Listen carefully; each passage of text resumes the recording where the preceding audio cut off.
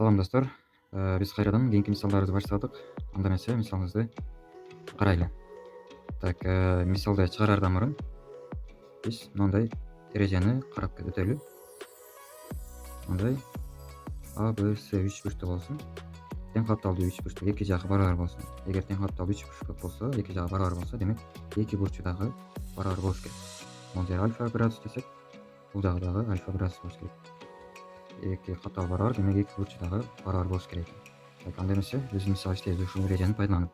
Так, бизде А бурчу берилиптир 50 градус жана 70 градус берилиптир. X бурчун табыш керек экен. Жана дагы бизде мына ДС, БС жана АБ жактары еще бири-бирине барабар. Так.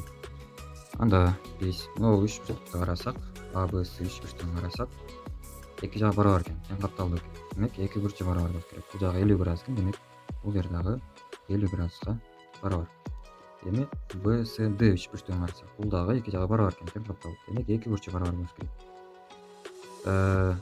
Мына жерлерин Y градус деп койсок, бул жагындагы Y градус үчөөнүн суммасы 180 барабар болуш керек. Чыгабыз. Y Y кошсок, 2Y плюс үчүнчү бурчубуз 50ге 70 койсок 120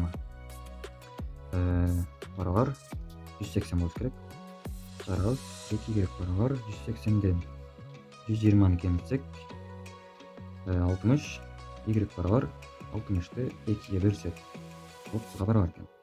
Демек бизде мына бурч 30 градуска барабар экен. Эми мына 3 бурчтук боюнча эсептесек, бул жагы 50 кошсок 100 болот. Үчүнчү бурчун кошкондо 180 болуш үчүн бул жагы 50 кош 50 100, демек үчүнчү бурчу мына жалпы бурч 80 градуска барабар болуш керек экен. Анда x плюс 30 барабар 80 десек, анда бизде x барабар 80ден 30 деген десек 50 градуска барабар болот экен. Демек мисалыбыздын жолу ушул экен.